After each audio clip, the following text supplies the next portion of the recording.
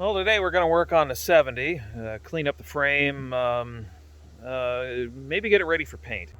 I've done some test cleaning over here with some upholstery cleaner I had just laying around. I don't want to waste the stuff, so yeah, we'll see how it works. It seems to work quite well, actually.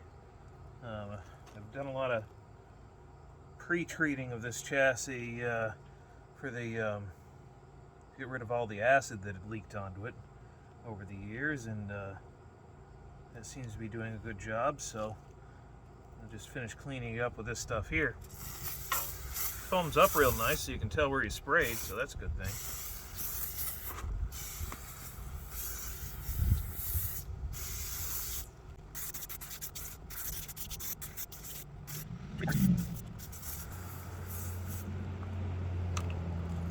All right, now I have the trusty old Scrubbo pad here, Scotch-Brite.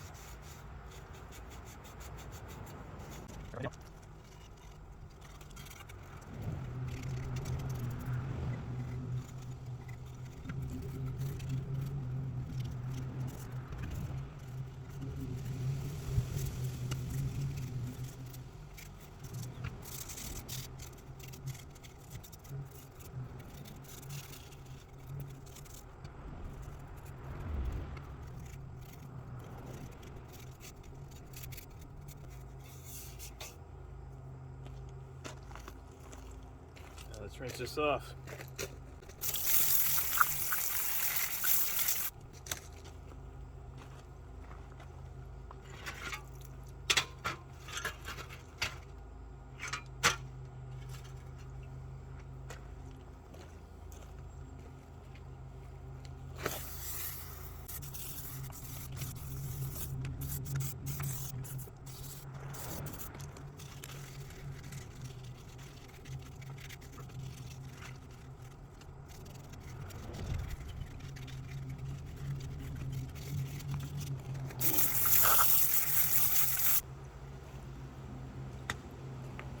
Clearly there's still some degreasing to be done here.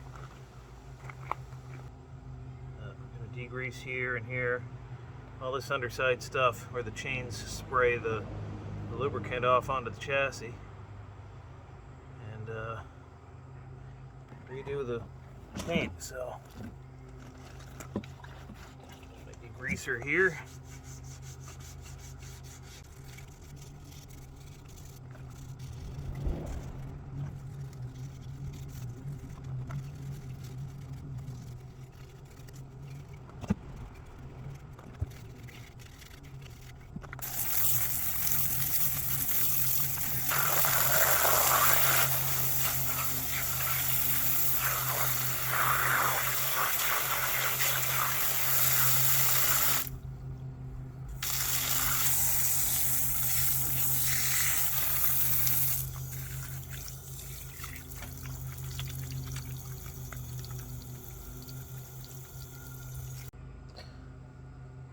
So I'm starting to realize that this chassis might need more than just scrubbing with the materials that I have.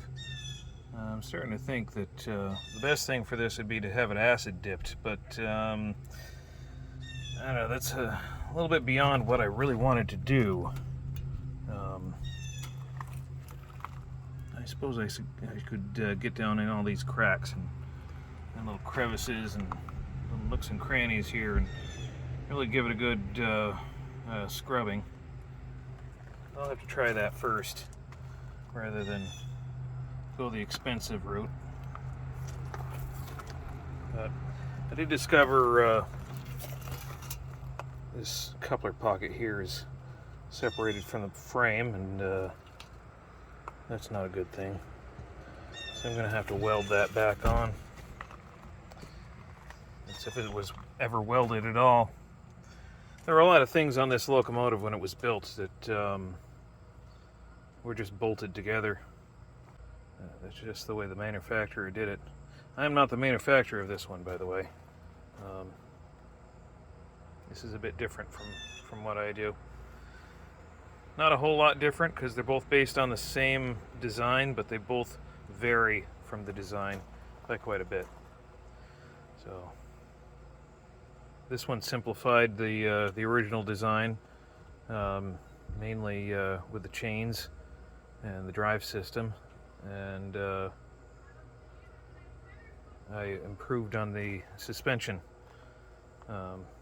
Didn't bother to do anything with the drive system. It was already well thought out. It does what it needs to do. It's got the right amount of torque and the right amount of speed. You see this on-off switch, by the way, or on-off right here.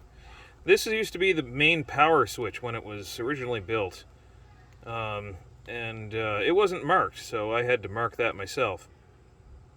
There was nothing marked. There were no labels on anything when this was brand new. You just sort of had to figure it out. But that's the way it was. That was the Mr. Motion Shifter, and you know, it wasn't a deluxe locomotive. It didn't claim to be anything other than a no-frills, cheap way to get on the rails, and yeah, it was. It did that quite well. A lot better than anyone expected. A few electronic improvements and a little bit of suspension improvement, and that turns this super simple design into something very, very functional, but still quite simple and not overly complicated. Well, before we do anything more to this chassis, let's take some air and get all that water off it.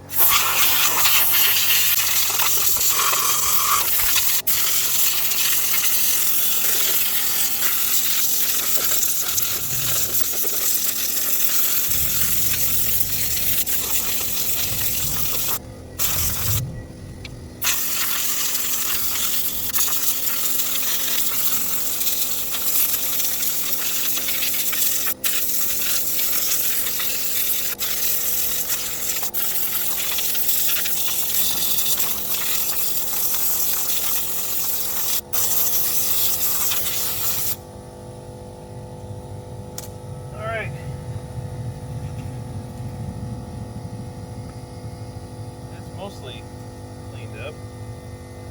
I got a couple of little spots in here.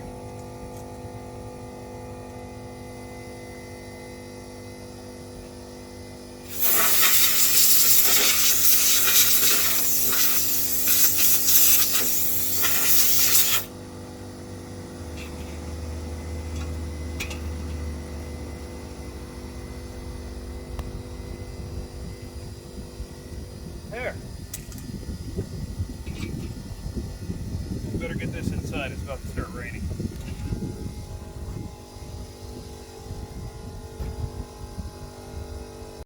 Well, a friend of mine stopped by after I cleaned up from cleaning up the chassis of the engine, and he suggested I get it sandblasted. So that sounds like a good idea. So he told me where to get it sandblasted, and I think I might just do that. So that's all we're going to do on the 70 for today. So I'm not sure if I'm going to be able to get a video of the sandblasting or not. We'll see what happens. But anyway, another episode in this saga of rebuilding the 70. Thanks for watching. If you did like this video, hit that like button, share it, subscribe, and yeah, click on the ads. It helps, even if you don't buy anything from the people who run the ads or whatever. So thank you for watching. Have yourself a great day.